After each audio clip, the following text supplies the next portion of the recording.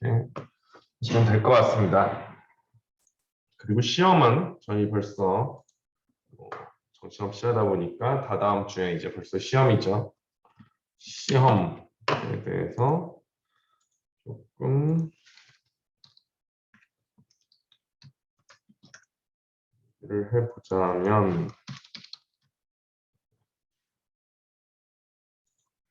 시험은 대면으로 봅니다. 일단 대면으로 보고 시험 문제 어떻게 낼 건지는 사실 아직 조금 고민 중이에요. 고민 중입니다.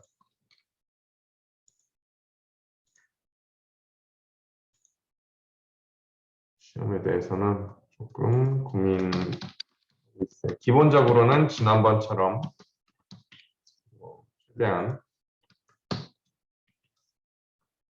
간단하게 기본적인 내용들 바탕으로 내긴 낼 건데 저희 갤럭시에 있었던 내용들도 좀 나가야 될 것 같고요. 시험상에는 그렇습니다.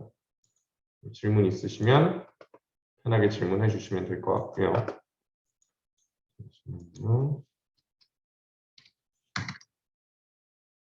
제가 잡아놓은 시험 날짜랑 장소 이런 거 좀 찾아보도록 하겠습니다.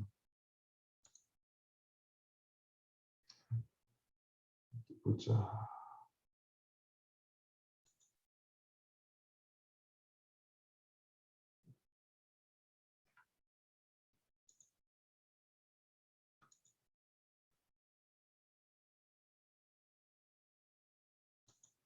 시험 장소.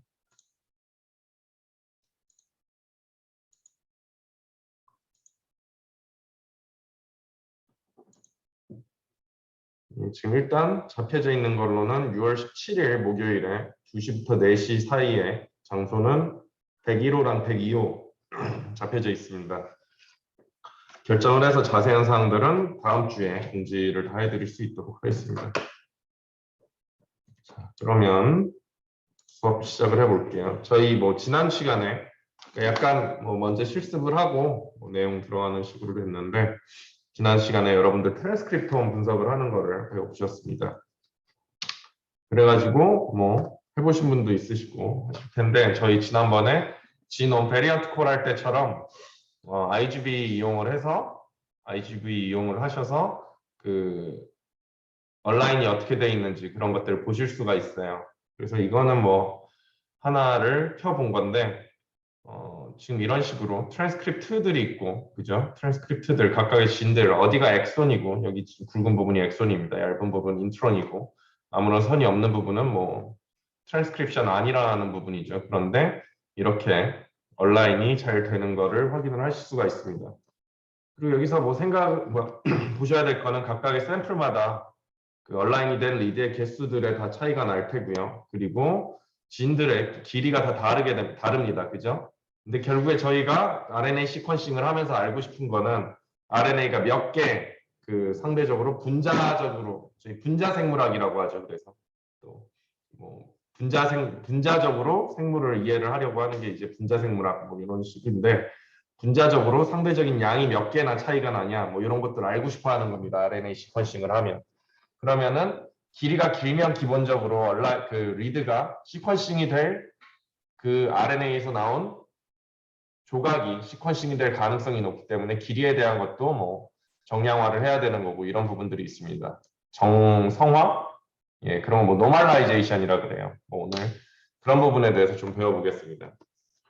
기본적인 내용이죠. 일단 DNA가 있어요. DNA는 여러 가지 여러분들 수업 시간에 배웠던 이넨서도 있고 프로모터도 있고 UTR도 있고 그리고 엑손들 간에 엑손들이 있고 엑손들 안에서도 나중에 마지막에 트랜슬레이션이 되기 직전에 메신저 RNA에는 떨어져 나가고 없는 인트론들도 있습니다.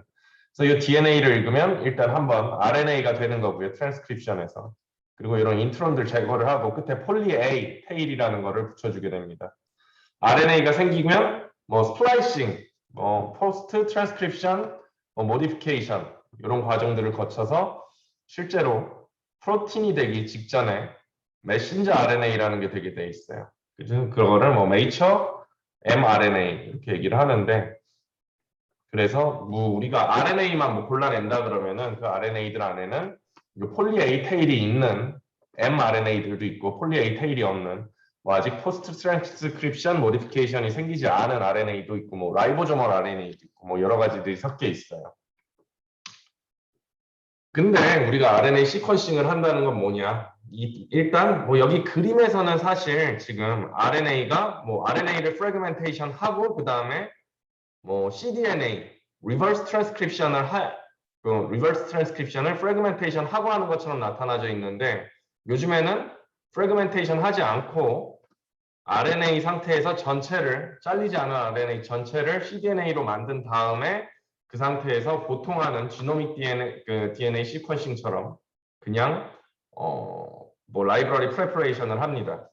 근데 리버스 트랜스크립션 하기 전에 그 RNA랑 DNA가 혼재 있는 상황에서 DNase라고 하는 DNA를 제거를 해주는 엔자임으로 처리를 해주면 DNA 사라지고 RNA만 남는 거죠. 그 상태에서 리버스 트랜스크립션 해주고 cDNA 라이브러리, 컴플리멘터리 DNA 라이브러리를 만들게 되면은 걔들을 시퀀싱을 해서 이 우리가 조사하고자 하는 실험하고자 하는 샘플 안에 RNA 익스프레션 양들 RNA를 퀀티피케이션 양을 측정을 할 수가 있게 되는 겁니다. 그래서 요즘에는 뭐 전에도 얘기를 했었는데 뭐 가격적인 면도 많이 다운이 되고 시간적으로도 굉장히 빨라졌기 때문에 여러 가지로 그렇게 뭐 대단한 기술이 아닌 게 됐어요. 요즘은 거의 뭐 대부분의 실험들에 진행을 하고 있습니다. 그래서 앞에 뭐 mRNA 같은 경우에는 폴리 A 테일이 있다 그랬죠. AAAA 뭐 이 A의 개수는 다양합니다. 뭐 굉장히 많이 있는 것도 있고 짧은 것도 있고 그런데요. 어쨌든 mRNA와 mRNA가 아닌 거를 구분을 짓는 가장 큰 특징은 RNA의 끝쪽에 연속적으로 A가 나오느냐 안 나오느냐 그 부분이 있어요. 그래서 그 폴리 A를 사용을 해가지고 폴리 A 테일이 3' 엔드에 있죠. 그 얘기는 TTTTTT를 가지고 저희가 얘를 리버스 트랜스크립션을 하면 우리는 요 mRNA들을 선택적으로 증폭을 할 수가 있는 겁니다. 리버스 트랜스크립션이라는 것도 결국에는 뭐 폴리머레이즈 사용을 해가지고 폴리머레이즈 사용을 해서 뭐 증폭을 하는 거랑 거의 뭐 똑같다. 근데 그 템플레이트를 RNA를 사용을 할 수 있는 게 리버스 트랜스크립션이다라고 이해를 하시면 될 겁니다. 그리고 그러면은 뭐 여러 가지 뭐 이것도 기술적으로 여러 가지가 있어요. 여기서 설명하는 것만 있는 건 아닌데 뭐 폴리 A로 셀렉션을 하고 그리고 작은 RNA들은 또 페이지 뭐 전기 영동 비슷한 건데 뭐 전기 영동입니다. 그래서 페이지 같은 걸로 사이즈 작은 것들만 모아서 또 따로 뭐 RNA 시퀀싱을 하게 되고 뭐 이런 것들도 있고요. 그냥 전체 RNA 전부 시퀀싱을 해버리는 방법도 있습니다. 그런 거는 폴리 A를 사용을 해가지고 증폭을 시키지 않고 그 리버스 트랜스크립션을 하지 않고 그냥 랜덤 헥사머, 랜덤한 시퀀스 6베이스 페어짜리 시퀀스를 가지고 리버스 트랜스크립션을 하면 뭐 폴리 A 테일 없는 것까지도 전부 다 리버스 트랜스크립션이 되겠죠. 뭐 그런 식으로 해서 어쨌든 시퀀싱을 할 수가 있습니다. 근데 이런 RNA 시퀀싱 사실 뭐 여러 가지 또 뭐 모든 기술들이 이렇지만 어려움들이 있죠. 챌린지들이 있습니다. 그런 뭐 어려움들 중에 어떤 것이 있냐? 일단 우리가 그 실험을 하고자 하는 샘플이 그 연구가 많이 안 될 샘플일 수도 있죠. 레퍼런스 지놈이 있냐 없냐 이런 것도 문제일 수 있는 거고요. 그리고 뭐 요 RNA들 중에 뭐 프로세싱이 다 안 된 거 완벽하게 우리가 뭐 예를 들어서 메신저 RNA만 보고 싶어. 근데 폴리 A 테일이 있는데 프로세싱이 안 끝난 것들도 있을 수 있고요. 그리고 RNA라는 게 사실은 실험적으로 실제로 RNA 굉장히 스테이블하지 않은 분자입니다. 분자적으로. DNA는 굉장히 스테이블해요. 근데 RNA는 잘 깨지고 뭐 우리 공기 중에도 RNase 이런 게 굉장히 많아요. 그래서 RNA 같은 경우에는 뭐 잘 깨지기도 하고 백그라운드 노이즈도 많이 생깁니다. 그래서 RNA라는 분자 자체가 굉장히 뭐라 그럴까 센시티브한 이런 분자다. 그래서 어려움이 있고요. 그리고 항상 저희 뭐 앞에 지놈 시퀀싱 분석을 할 때도 듀플리케이션 뭐 그런 부분을 얘기를 했었는데 PCR을 하는 과정에서 뭐 시퀀싱 바이어스가 생길 수도 있습니다. 근데 RNA는 기본적으로 한 자리를 여러 번 읽어서 트랜스크립트가 여러 개 나올 수 있기 때문에 듀플리케이션 이런 거에 대해서도 상당히 분석을 하는 데 있어서 고민을 해야 될 부분들이 있는 거죠. 완전히 같은 시퀀스지만 실제로 그 셀 안에서, 세포들 안에서 실제로 여러 개의 프래그먼트가 나올 가능성이 다분하다라고 생각을 하시면 될 것 같아요. 그래서 요즘에 뭐 그런 것들을 더 정확하게 분석을 하기 위한 여러 가지 방법들이 생겨나고 있습니다. 처음에 우리가 알고 있는 뭐 굉장히 다양한 DNA 시퀀스들을 모든 분자들 끝에다가 붙여준다든지 뭐 이런 식으로 진행을 하고 있어요. 그래서 뭐 RNA 시퀀싱을 했을 때 뭐 목적이 뭐냐? RNA 시퀀싱을 하면 뭐 기본적으로 RNA 퀀티피케이션 제일 쉽게 할 수 있는 겁니다. RNA가 얼마나 샘플 안에 특정 RNA가 얼마나 있는지, 특정 트랜스크립트는 양이 얼마나 되는지 뭐 이런 것들 재고요. 그런 걸 재서 다른 샘플들 간에는 익스프레션 양의 특정 진 A라는 놈이 1번 샘플이랑 2번 샘플에서 발현 양이 다른지 비슷한지 그런 거 디퍼런셜 익스프레션이라고 하죠. 그렇게 양을 측정을 할 수도 있고, 그리고 RNA가 있을 때 우리가 알지 못했던 새로운 RNA가 나오진 않는지, 그리고 코딩을 안 하고 있는 RNA들이 나오진 않는지, 그리고 RNA가 트랜스크립트가 생겼을 때 그 안에도 스닙이 생길 수가 있겠죠. 그죠? SNV, 뭐 지놈상의 RNA에서도 스닙이 있을 겁니다. 그죠? 퓨전진이라는 거는 두 개의 진이 두 개의 진이 붙어가지고 생기는 것들을 퓨전됐다, 퓨전진이라고 부릅니다. 그래서 이런 것들도 뭐 알려진 이런 여러 가지 퓨전진들이 있어요. 키프랑 렛이라는 두 개의 진들이 붙어서 퓨전진이 생겼는데 그런 것들이 암을 발생시킨다, 이런 것들을 굉장히 많이 알려진 그런 퓨전진들이 있습니다. 근데 기본적으로 지노믹하게 그런 베리언트가 뮤테이션이나 베리언트들이 있었을 수도 있고요. 그리고 아니면은 얼터너티브 스플라이싱이라는 게 있어요. 정상 DNA에서 정상적으로 트랜스크립트들이 나왔는데 그 이후에 스플라이싱이 생기면서 얘들이 새로운 형태로 재조합이 된다거나 그런 부분들 계속해서 발견이 되고 있습니다. 그래서 그런 부분들은 얼마나 나오는지, 이런 것들은 약간 지놈 시퀀싱에서 우리가 했던 베리언트 콜이랑 굉장히 유사하다라고 생각을 할 수가 있겠네요. 그죠? 그래서 트랜스크립트를 찾아내는 단순하게 양적인 것보다는 어떤 새로운 트랜스크립트들은 없는지 이런 것들 찾기 위해서 어쨌든 두 가지의 메인 목표가 있다라고 생각을 하시면 될 것 같아요.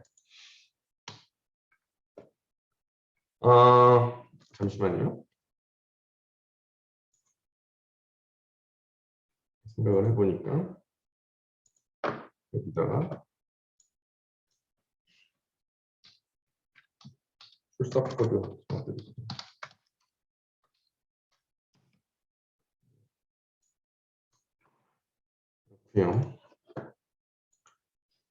그러면은 RNA 시퀀싱 데이터, 앞에 얘기를 했던 베리언트 콜 이런 것들은 사실 좀 지놈 시퀀싱, 지놈 시퀀싱 저희 코로나 바이러스 분석하면서 했었던 베리언트 콜 이런 식으로 진행을 하면 되는데, 그러면 RNA 익스프레션 양을 분석을 하는 거에 대해서 좀 오늘 깊이 있게 다뤄보도록 하겠습니다. 일단 양적인 거를 측정을 한다. 여기서 지금 나타내고 싶은 거는 처음에 RNA들을 여기서는 폴리 A 테일이 있는 것들을 골라냈다. 메신저 RNA만 보겠다는 얘기죠. 이런 거는 목적에 따라서 사실 폴리 A 테일이 없는 것들도 모아서 보고 싶을 수도 있겠죠. 근데 어쨌든 여기서는 폴리 A 테일이 있는 메신저 RNA들을 모았다. 그리고 시퀀싱을 했다. 시퀀싱을 해서 나온 리드들을 매핑을 했다라고 얘기를 하고 있습니다. 그죠? 그래서 우리가 원하는 건 사실 이 리드의 개수가 몇 개 있느냐보다는 각각의 깨지지 않은 분자가 몇 개 있는지를 우리는 예측을 하고 싶은 거예요. 이 데이터를 통해서. 여기서 나타내고 있는 게 지금 보시면은 리드 개수가 초록색 진이 있는데 이 초록색 진 위에 리드는 1, 2, 3, 4, 5, 6, 7, 8, 9 9개가 있고, 보라색에는 1, 2, 3, 4, 5, 6 6개, 파란색에도 1, 2, 3, 4, 5, 6, 7, 8, 9 9개가 있습니다. 리드 카운트만 가지고 각각의 진 A, B, C라고 했을 때 A, B, C 안에 올라간 리드의 개수는 9, 6, 9예요. 그죠? 근데 그 리드 카운트를 그대로 사용할 수 없다는 얘기죠. 여기서 나타내고 싶은 거는. 이 초록색은 길이가 요 정도 됩니다. 그리고 사이에 인트론이 있죠. 진의 길이는 요 정도 사이즈고 파란색은 초록색보다 짧습니다. 그죠?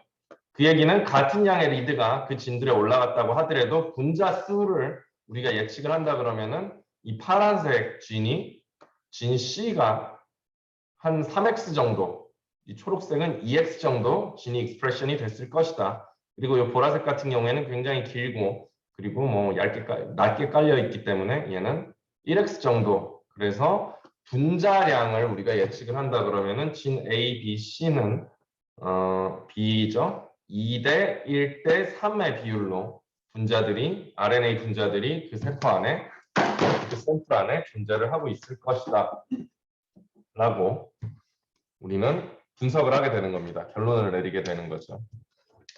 그래서 데이터 프로세싱 두 개의 샘플을 우리가 비교를 한다라고 해보겠습니다. 보통 뭐 컨트롤 그러니까 어떤 실험실 안에서 실험을 하게 되면은 컨트롤 샘플이 있을 거고요. 보통 아무런 처리를 해주지 않은 걸 컨트롤이라고 부르죠.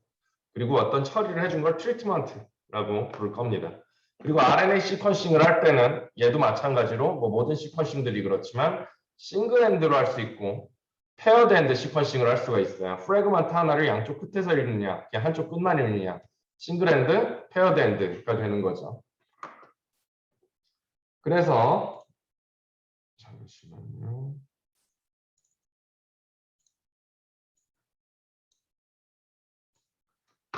근데 뭐 보통 페어드 엔드가 더 정확하겠죠. 싱글 엔드는 뭐 멀티플 얼라이먼트도 생길 수 있고 여러 가지 문제가 있을 수도 있는데 그런 것들을 페어드 엔드로 뭐 더 정확하게 잡아낼 수도 있고 그런 부분들이 있습니다.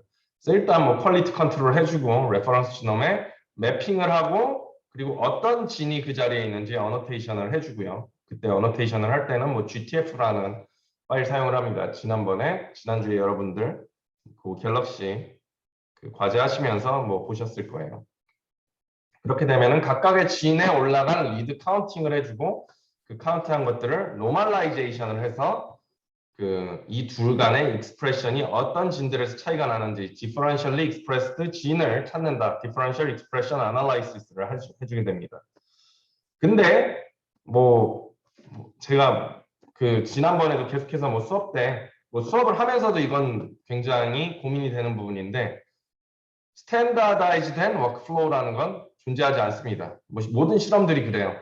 뭐 여러분들 뭐 분자생물학 때 뭐 배우는 뭐 여러 가지 실험들 뭐 이런 게 있을 텐데 이것도 연구를 하는 데에 약간 초점이 맞춰져 있기 때문에 스탠다다이즈가 되어 있는 건 없고 너무나 빠르게 변화를 하는 분야이기도 하고요. 그래서 여러분들이 갤럭시에서 사용을 한 건 그래도 최근에 가장 많이 사용을 하는 방식으로 분석이 되고 뭐 이런 부분들입니다. 그래서 사실 여러분들이 하셨던 것들 중에서 뭐 저는 몰랐던 그러니까 뭐 뭘 하는지는 아는데 사용 안 해본 이런 프로그램들도 꽤 있어요.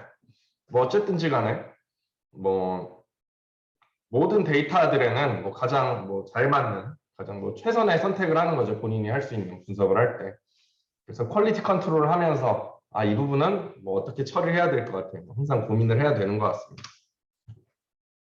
그래서 일단 뭐 프리프로세싱, 뭐 트리밍, 뭐 퀄리티 컨트롤 해주고 트리밍 해주고 이런 거 전 처리 과정이 필요하죠. 이런 거 저희 지놈 시퀀싱에서도 했었습니다. 그리고 RNA 시퀀싱 같은 경우에 이제 얼라인을 할 때 지놈 시퀀싱보다 좀 더 어려운 부분이 있어요. 바로 그냥 지노믹 시퀀스랑은 다르게 여기는 인트론이라는 게 있죠. 그래서 mRNA를 놓고 본다 그러면은 이런 식으로 요 회색 선이 있는 부분이 인트론이 잘려져 나간 부분을 표현을 하고 있는 건데 여기 까만색 부분들이 인트론이고요. 메신저 RNA에서 이렇게 그 인트론이 잘려져 나간 부분들을 스패닝을 하는 거기를 가로지르는 리드들이 있을 겁니다. 그런 것들은 사실 얼라인을 하게 되면은 이렇게 스플릿이 돼 있을 거예요. 이런 거 스플릿 리드라고 부릅니다. 그래서 트랜스크립트 레벨에서 보면은 이렇게 연결이 돼 있을 거고요. 그렇죠?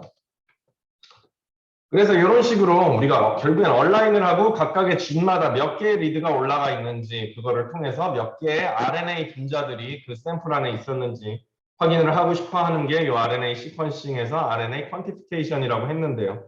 그렇게 하는 또 세 가지 접근법이 있습니다. 지놈 시퀀싱 할 때는 레퍼런스 베이스드, 그냥 뭐 어셈블 베이스드 두 가지로 나눠서 얘기를 했었죠.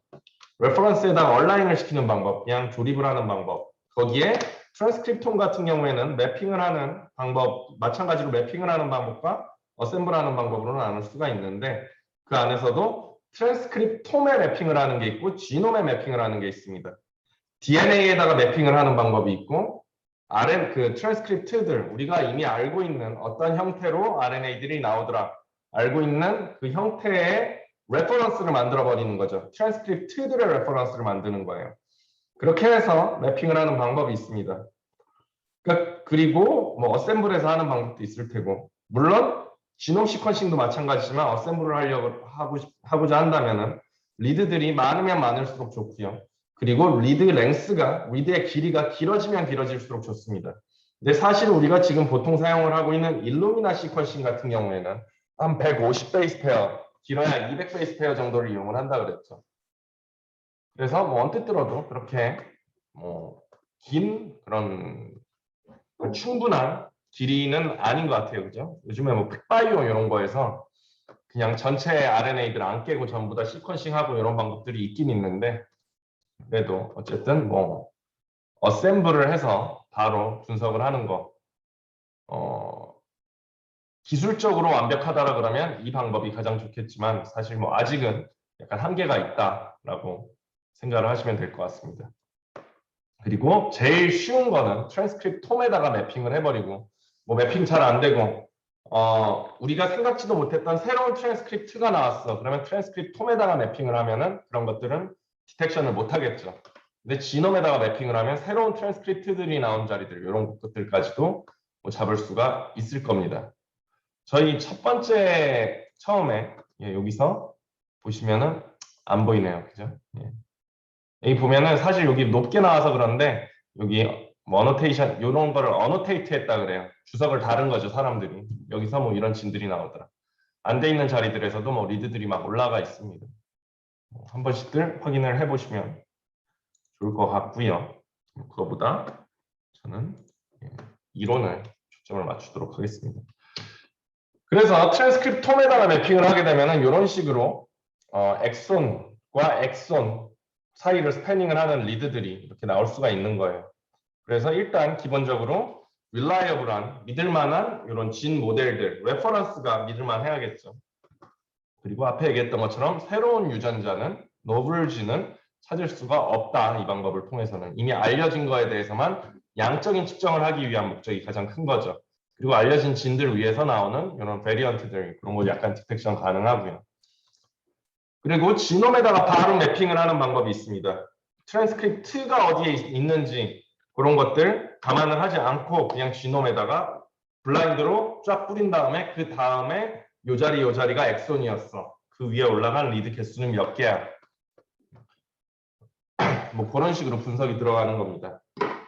물론 리드들이 이렇게 쪼개지고 이러기 시작을 하면은 더 분석하고 뭐 온라인 시키기가 어렵겠죠, 그죠? 새로운 진들을 디텍션 할 수 있고,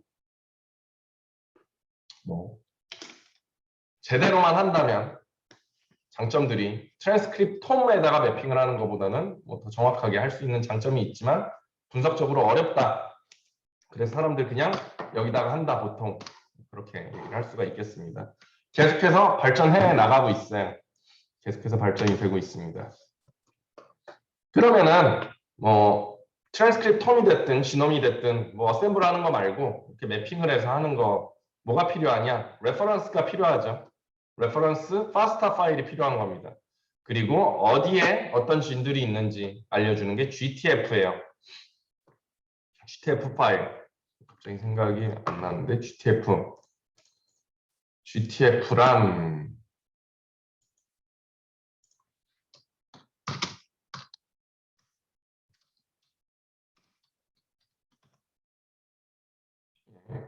진 트랜스퍼 포맷입니다. 진 트랜스퍼 포맷의 약자예요.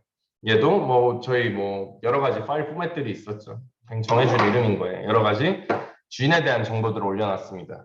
그러면 얘들 어디서 다운받을 수 있냐? 뭐 UCSC나 EMBL, EBI 여기 유로피안이고요. 여기 UCSC는 산타 크루즈 대학교고 랩식, 앙상블 이런데 막 여기저기 있어요. 그냥 HG38, 파스타, HG38, GTF 이렇게 구글에다가 치시면은 어렵지 않게 다 나와 있습니다. 그리고 어셈블을 하는 방법, 레퍼런스 지놈 필요하지 않죠. 근데 결국에는 레퍼런스 지놈이랑 비교를 하긴 해야 돼요. 그래서 트랜스크립트들을 조립을 하는 건데 그러고 나서 다시 결국에는 조립을 하고 나서도 어떤 자리에서 나왔는지 다시 얼라인을 해서 알아야 되는 거죠. 어떤 차이가 있고 이런 것들. 자, 그러면은 퀀티피케이션, 양적인 측정을 하고 싶은 거예요. 양적인 측정을 어떻게 하면 할 수가 있냐? 그리고 거기에 문제점은 뭐냐? 그런 걸 어떻게 오버컴하냐? 이런 것들 간단하게 얘기를 해보도록 하겠습니다.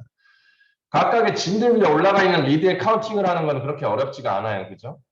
근데 이런 건 매핑에서의 문제죠. 여러 군데 매핑이 된 것들은 어떻게 핸들링 할 거냐. 이런 것들도 분석하는 사람마다 전부 다 다르게 합니다. 그리고 심지어 듀플리케이션 어떻게 제거를 하고 듀플리케이션 핸들링 어떻게 하고 이런 부분들도 사람들마다 제각각이에요. 그렇긴 한데 이런 것들 고민을 해야 된다는 거죠. 그리고 다른 아이소폼들이 존재를 한다 그랬죠. 저희 아까 봤던 것들에서도 같은 진 네임이 똑같은데 여러 개가 트랜스크립트들이 나오고 그래요. 그런 것들 아이소폼이라고 합니다. 그러면은 아이소폼들 간에도 엑손이 겹쳐져 있는데 그 겹쳐진 곳에 위에 리드가 몇 개가 올라가 있으면 걔들을 어떻게 나눌 것이냐 이런 것들 분석을 하면서 다 고민을 하는 부분들이죠. 제가 생각을 하기에 제일 릴라이어블한 거는 쓸데없는 얘기를 자꾸 하려고 그러네요. 그죠? 여기 아이소폼이에요. 이런 식으로. 그죠? 이런 식으로 얘는 아이소폼은 아니죠. 얘도 아이소폼이네요. 진네임이 다 똑같죠, 지금. 그래서 가장 릴라이어블한 방법이다라고 생각을 할 수 있는 거는 이런 애 같은 경우에는 여기는 쉐어를 하는데 여기는 쉐어를 안 하는 거죠. 여기의 양으로 유니크한 부분들의 양으로 나머지 부분들의 양을 추정을 한다든지 이런 복잡한 통계 처리 그런 것들을 통해 가지고 분석을 해볼 수가 있을 겁니다.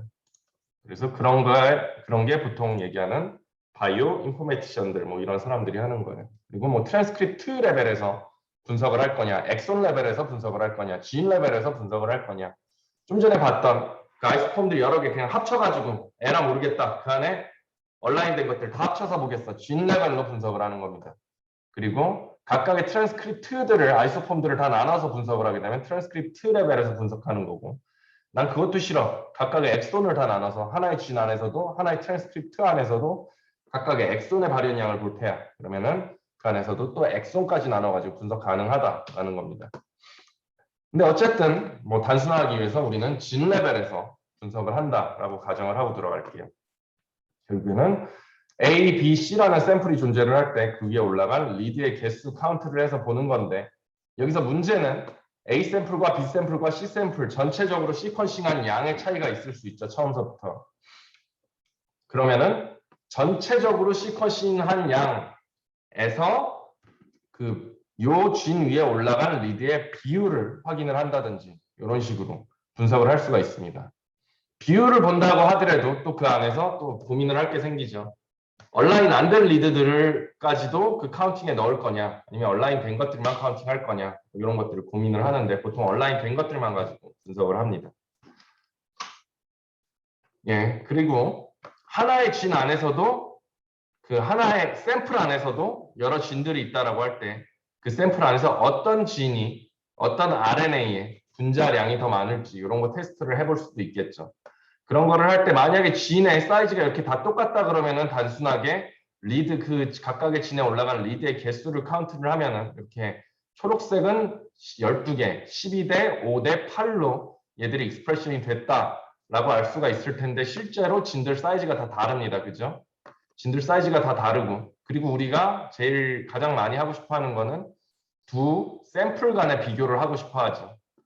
이렇게 샘플 A가 있고 B가 있다라고 할 때 이 빨간색 리드들이 우리가 알고 싶었던 진에 올라간 리드의 카운트라 그러면은 지금 1번 샘플 같은 경우에는 얘는 전체적으로 이미 시퀀싱된 양이 훨씬 많죠. 2번보다. 그래서 전체적으로 시퀀싱된 양을 우리가 감안을 해야 된다는 겁니다. 단순하게 전체적으로 시퀀싱된 양으로 이 올라간 양을 나눠주면 되겠죠. 그냥 비율을 보는 겁니다. 그리고 지금 이 두 번째 그림에서 나타내고 싶은 게 빨간색은 뭐 1번 진, 노란색은 2번 진, 초록색은 3번 진이라고 했을 때 이렇게 진들의 사이즈가 다르다 그러면은 예, 빨간색은 4개, 얘도 4개, 그리고 전체 시퀀싱된 양 같다라고 생각을 해보겠습니다. 그러면은 빨간색은 같은 양 익스프레션이 됐다라고 생각을 하면 되겠지만 노란색 7개, 초록색 7개지만 초록색이 노란색보다 훨씬 길어요. 그럼 분자적인 수준에 있어서는 노란색이 익스프레션 양이 훨씬 많았다. 왜냐하면 더 짧은데 올라간 리드 개수가 많았으니까 그런 식으로 분석을 할 수가 있는 겁니다. 그래서 사람들 이런 거 뭐 이름 붙이고 이런 거 좋아하죠. 노멀라이제이션 해주는 메서드 크게 가장 많이 사용하는 거 3개 있습니다. 뭐 이름을 뭐 붙였죠. RPKM, FPKM, TPM입니다. 뭐 어렵지 않아요. 그냥 이름만 딱 읽어봐도 뭐 뭔지 어느 정도 예측이 가능합니다. RPKM은 Reads per Kilobase of Transcript per Million입니다.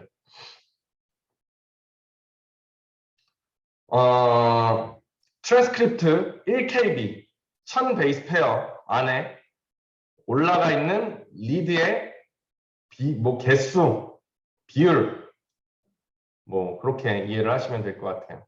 그리고 뭐 곱하기 뭐 100만 뭐 이렇게 해줬습니다. 리드로 했어요. FPKM은 Fragments per Kilobase of Transcript per Million입니다. 얘는 Fragment라는 건 그러니까 리드라는 거는 말 그대로 하나의 프래그먼트에서 하나의 조각에서 리드가 2개 나올 수 있죠. 페어드 엔드 시퀀싱을 하면은 2개 다 동시에 얼라인이 되면 그걸 프래그먼트라고 합니다. 그리고 하나의 프래그먼트에는 리드가 2개 있는 거예요. 그리고 그런 게 이제 RPKM이랑 FPKM이고요. 둘은 같은 개념인데 리드 카운트를 하느냐, 프래그먼트 카운트를 하느냐가 차이예요. TPM은 하나의 샘플에서 각각의 샘플에서 나오는 총 RNA 양은 같다라는 가정을 하고 분석이 들어가는 게 TPM입니다. 이건 트랜스크립트 per million입니다. 그래서 RPKM, FPKM, TPM 이렇게 3가지가 가장 대표적인 노멀라이제이션 방법이에요. 그래서 뭐 일단 RPKM, FPKM은 뭐 거의 비슷하다 그랬죠. 전체 라이브러리 양으로 한번 노멀라이즈를 해주고 각각의 진의 길이를 가지고도 노멀라이즈를 해줍니다. 그래서 다른 샘플들 간의 익스프레션 양을 분석을 하는 것, 비교를 하는 것도 가능하고 한 샘플 안에서 길이를 감안을 했기 때문에 한 샘플 안에서 다른 길이를 가진 진들 간의 익스프레션 양을 비교를 하는 것도 가능합니다. 그리고 FPKM은 프래그먼트 레벨로 하기 때문에 무조건 페어드 엔드 시퀀싱을 했을 때만 분석을 그 FPKM 적용을 하는 게 가능하겠죠. 그리고 뭐 로 카운트는 뭐 반으로 쪼개게 되는 거죠. 근데 뭐 완벽하게 50%가 나오진 않습니다. 왜냐하면 하나의 진 안에 리드 1은 여기 이 진 안에 붙었는데 리드 2는 딴 데 가서 붙었을 수 있어요. 그 얘기는 그렇게 됐을 때는 이 프래그먼트는 우리가 보고 있는 이 트랜스크립트에서 안 나왔을 가능성도 있는 거죠. 여러 가지 뭐 의미에 있어, 뭐 경우에 있어서 뭐 페어드 엔드 시퀀싱을 하게 되면 뭐 정확성은 올라가게 됩니다, 그렇죠? 그리고 TPM은 전체 그 각각의 샘플에서 RPKM이랑 뭐 RPKM이 됐든 FKM이 됐든 얘들을 구한 다음에 전체 양을 가지고 전체 양이 뭐 고정돼 있어. 모든 셀들은 그 컨셉을 가지고 그 전체 양으로 나눠주게 됩니다. 각각의 진의 익스프레션 양을. 그래서 여기서 트랜스크립트 카피수로 트랜스크립트의 양으로 노멀라이제이션을 시켜준다라고 쓰여 있는 거예요. 그리고 뭐 일단 길이로도 얘도 길이도 전부 다 감안을 해주게 됩니다. 그래서 그 얘기를 요 부분을 좀 오늘 자세히 설명을 해보고 싶었어요. 그래서 여기 뭐 RPKM이랑 FPKM 비교를 하고 있습니다. 싱글핸드 시퀀싱, 예전에 싱글핸드 시퀀싱을 많이 했었었죠. 그래서 시퀀싱을 하려고 하는 그 조각을 프래그먼트라고 부르고요. 싱글핸드 시퀀싱에서는 RPKM밖에 구할 수가 없겠죠. 근데 페어드 엔드 시퀀싱을 했을 때 양쪽 리드가 전부 다 매핑이 되면은 걔들을 이용해서 둘 다 매핑이 된 프래그먼트를 이용해서 FKM을 구할 수가 있다라는 겁니다. 그래서 이런 식으로 진이 하나가 있는데 이런 식으로 매핑이 됐다고 가정을 해보겠습니다. 색깔이 같으면 같은 프래그먼트에서 나온 리드들이에요. 여기서 리드 카운트는 1, 2, 3, 4, 5. 5가 되는 거고 프래그먼트 카운트는 1, 2. 그리고 얘는 프래그먼트가 다 얼라인이 안 됐으니까 빼고 프래그먼트 카운트는 2가 된다. 이런 식이라는 겁니다. 예, 뭐 요거는 나중에 보시면 될 것 같고요. 그래서 각각의 진 위에 매핑이 된 리드 개수를 토탈 전체 시퀀싱해서 전부 다 전체 양 중에 얼라인된 개수, 전체 얼라인된 리드의 개수로 나누고 그러면서 그 진의 길이로 또 나누어 주게 되면은 그게 RPKM입니다. 그리고 리드 카운트를 나눠주게 되면 RPKM, 프래그먼트 카운트를 나눠주면 FKM인 겁니다. 예, 뭐 계속해서 똑같은 얘기예요. 진 사이즈와 전체 시퀀싱한 양을 노멀라이제이션 시켜주는 방법입니다. 그리고 TPM은 뭐 갑자기 한글로 설명했죠. 노멀라이즈를 할 때 전체 리드의 개수를 사용을 하지 않고 각각의 트랜스크립트 레벨에서의 값이 계산된다. 뭐 쉽게 얘기를 하면은 RPKM 전체 RPKM을 일단 구한 다음에 전체 RPKM 각각의 진의 RPKM을 전체 RPKM을 더한 값으로 나누어 주게 돼요. 그렇게 되면은 뭐 총량은 같다라고 가정을 하게 되는 거겠죠. 그래서 이렇습니다. 요거를 저희 한번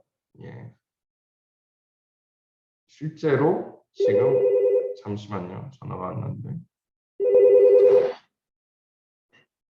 잠시만요. 5분만 시간을 주시면 감사하겠습니다.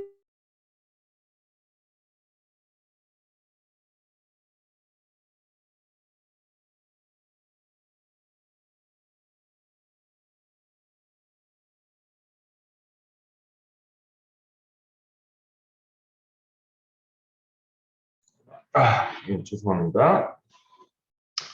자, 그래서 요거를 한번 해보도록 하겠습니다. 저희 실제로.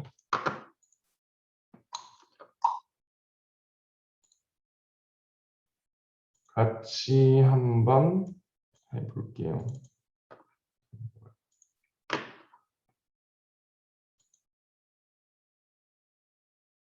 새로 공유. 엑셀 파일을 키고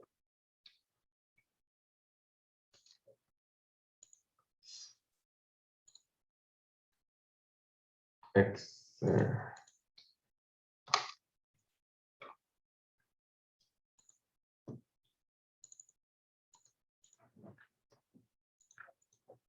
그래서 좀 전에 저희가 본 테이블이 여기 있습니다. 그죠?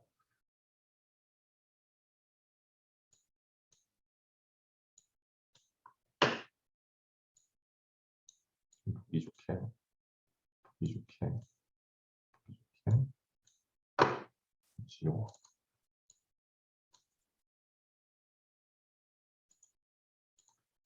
자, 일단 이 테이블을 보고서 자, R은 read 개수입니다. 각각의 샘플이 rep1, replicate 1, 2, 3 샘플 3개가 있고요. 그 안에 우리가 지금 볼 수 있는 진들은 4개가 있다라고 가정을 해보겠습니다. 1, 2, 3, 4 A, B, C, D 진 4개가 있습니다. 각각의 진들은 사이즈가 2KB, 4KB, 1KB, 10KB입니다. 2000, 4000, 1000, 10,000 베이스 페어다라고 저희 가정을 하는 거죠. 그리고 R은 그 각각의 샘플에서 각각의 진에 얼라인이 된 리드 개수, F는 프래그먼트 개수라고 생각을 하겠습니다. 그리고 토탈 프래그먼트 개수와 리드 개수를 밑에다 써놨고요. 그러면 지금 뭐 다들 잘 보고 계실 거라고 생각을 하는데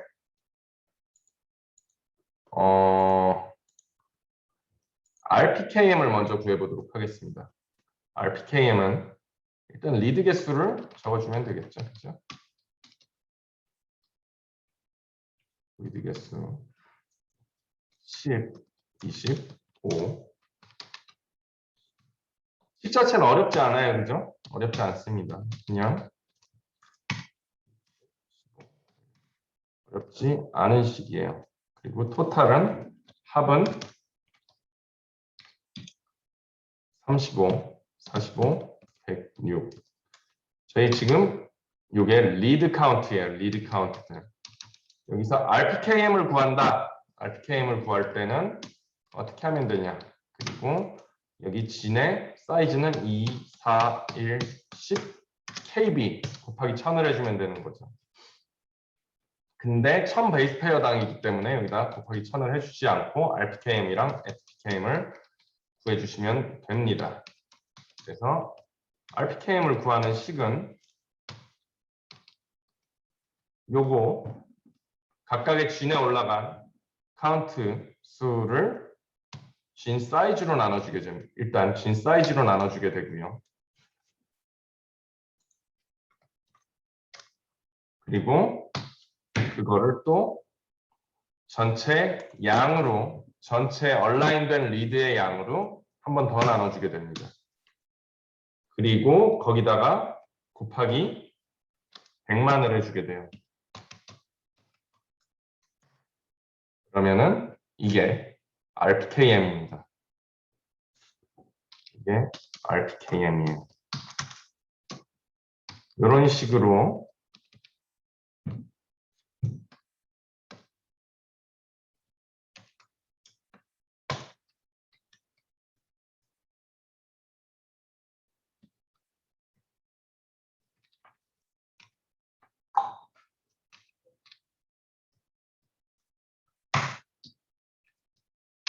다 구해주면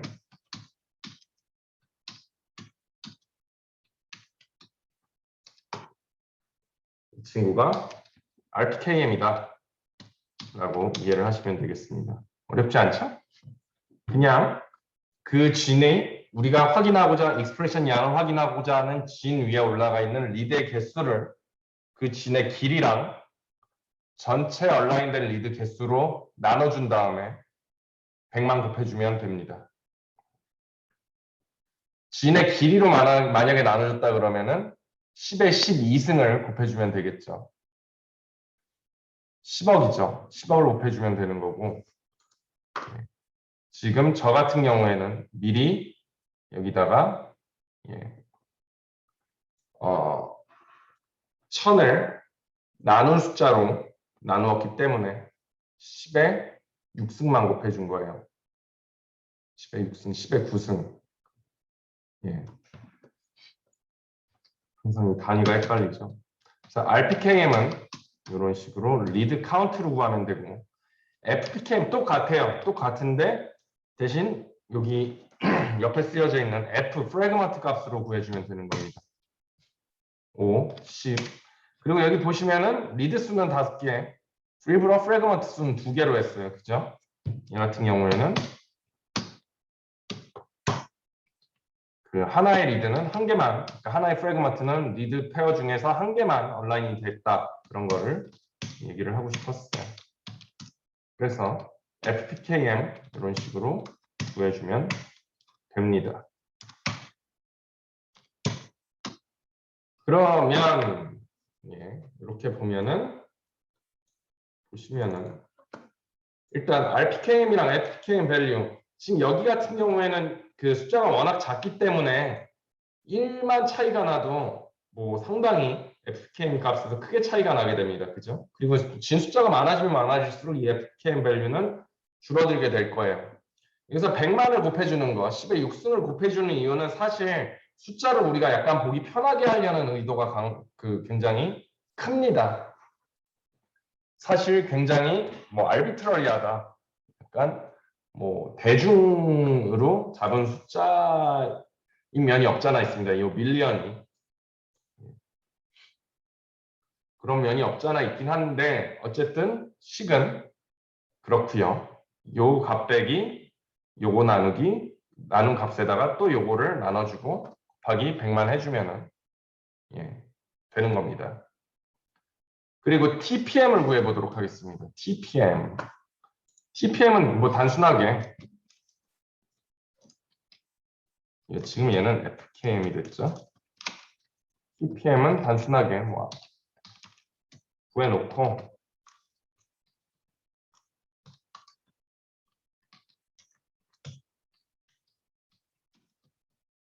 전체 양 일단 기본적으로 그렇게 크게 다르진 않죠. 여러 가지 노멀라이제이션을 했으니까. 근데 TPM은 단순하게 얘 나누기 얘 전체 양이라고 생각을 하시면 돼요. 거기다가 뭔가 스케일링 팩터가 들어가긴 합니다.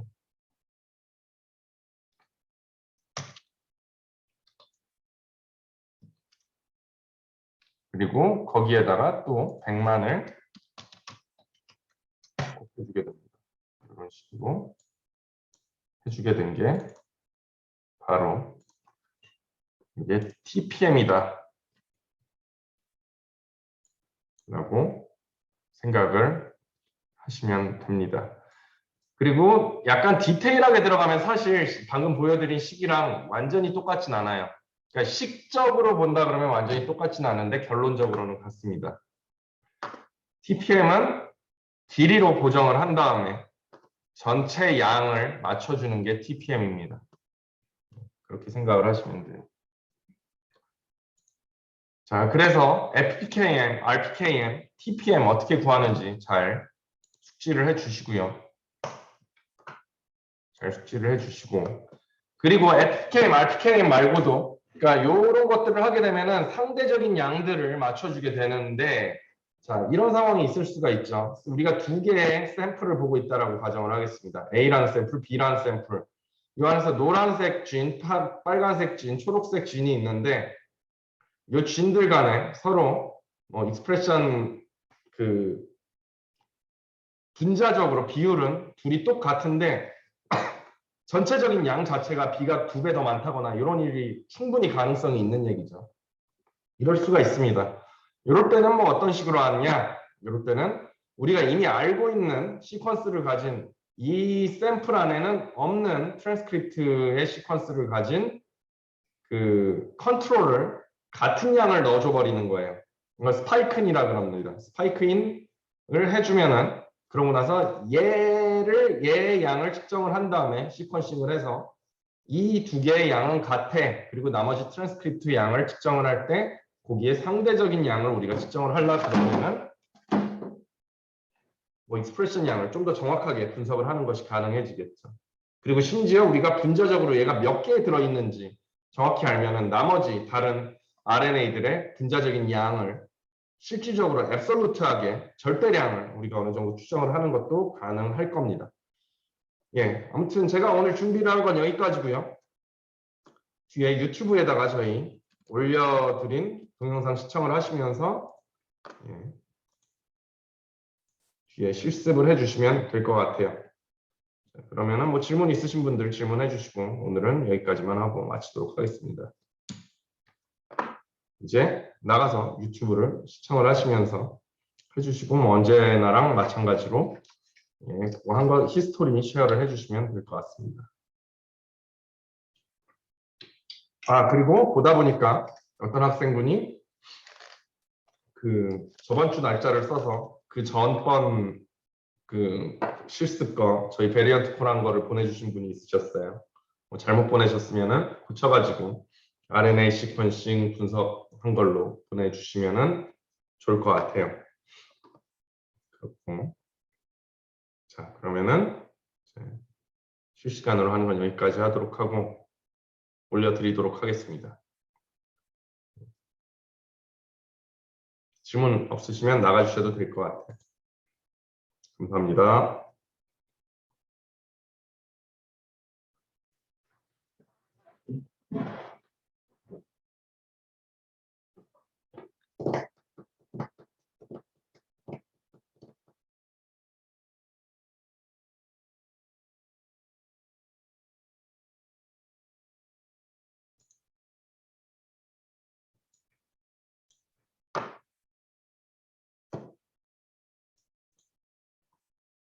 자, 그러면 저도 나와 보도록 하겠습니다.